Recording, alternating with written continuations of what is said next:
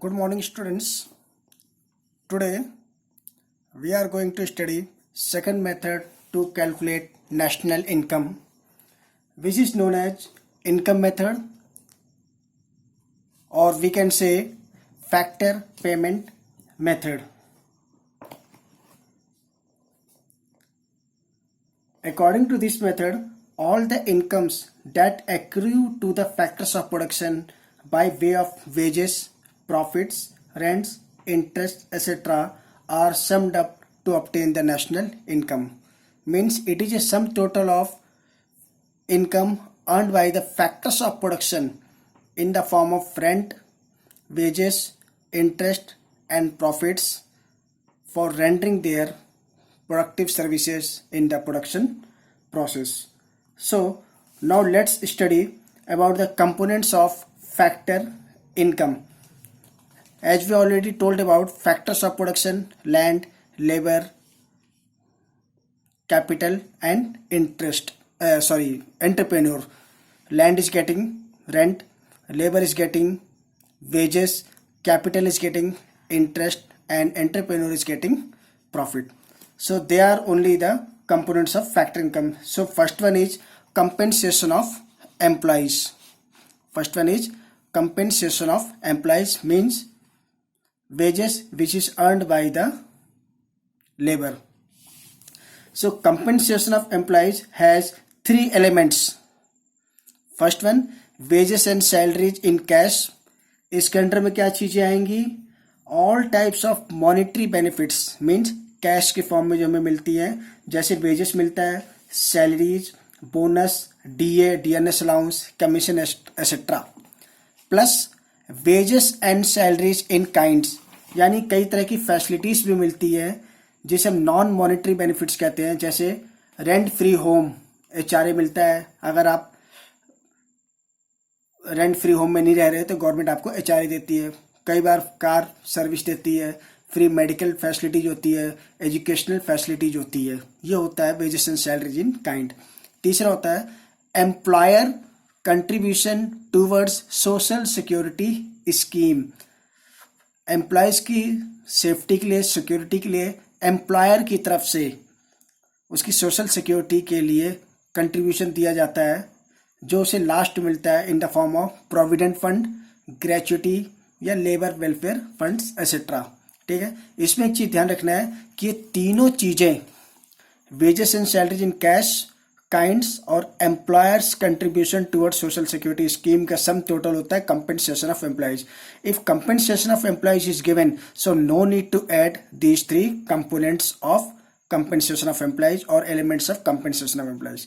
अगर यहाँ पे दे रखा है employees contribution towards social security scheme, यानी हम लोग क्या करते हैं, हमें जो सैलरी मिलती है उसमें से एलआईसी का प्रीमियम भरते हैं, अपने लाइफ इंश्योरेंस खरीदते हैं, टर्म इंश्योरेंस खरीदते हैं, वो कंपेंसेशन ऑफ एम्प्लॉयज का पार्ट नहीं है.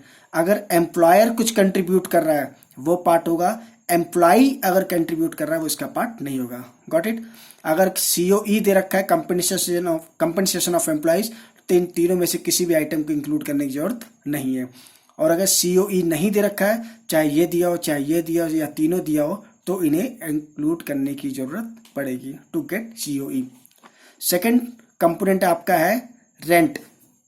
रेंट क्या है? It is that part of national income which arises from ownership of land and building. If you have land और इफ यू हैव बिल्डिंग और anything means for which you may get rent, that is known as rent.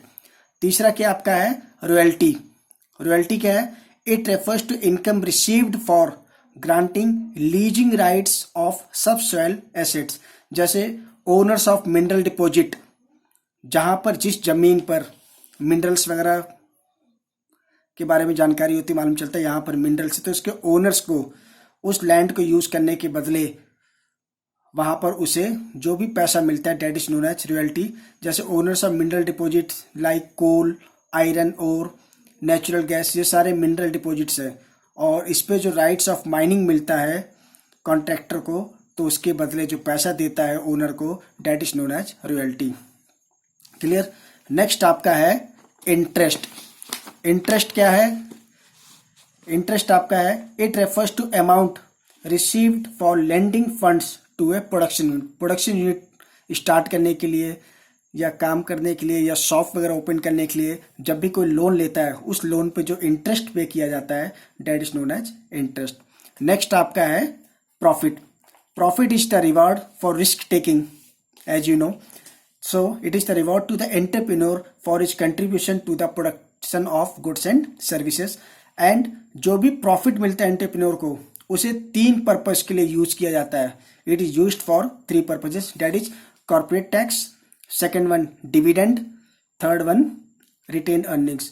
Corporate tax जो है it is a direct tax which is it is a direct tax which is paid by the entrepreneur himself to the government, which is also known as profit tax or business tax. Second आपका है dividend. Dividend is that part of profit which is paid to the shareholders in the ratio of their shareholdings.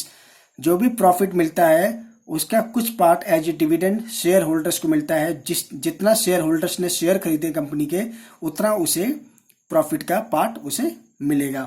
And this is also known as distributed profits. तीसरा component है retained earnings, ठीक है, इससे हम लोग कहते हैं सेविंग्स ऑफ प्राइवेट सेक्टर भी कहते हैं, या अनडिस्ट्रीब्यूटेड प्रॉफिट, प्रॉफिट का वो पार्ट जो एंटरप्रेन्योर डिस्ट्रीब्यूट नहीं करता है, इसलिए हम अनडिस्ट्रीब्यूटेड प्रॉफिट कहते हैं और इसे सेविंग्स भी कहते हैं।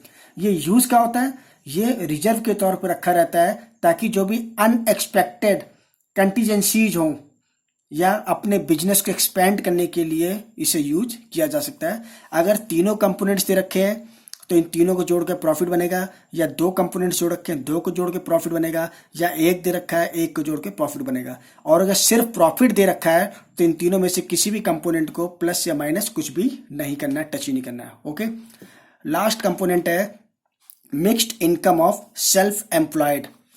ये क्या है, it is the income generated by own account workers like farmers, barber etcetera. जो लोग खुद ही काम कर रहे हैं, छोटे मोटे दुकानदार हो गए, नाई हो गया, किसान हो गया, या रिटेल ट्रेडर्स हो गए, दुकानें वगैरह खोल रखी हैं, ठीक है, ये लोग खुद जो इनकम अर्न करते हैं, कॉबलर हो गए, मोची जो मेडिकल स्टोर में बैठ गए, ये जो खुद इनकम अर्न करते हैं that is known as mixed income of self employed.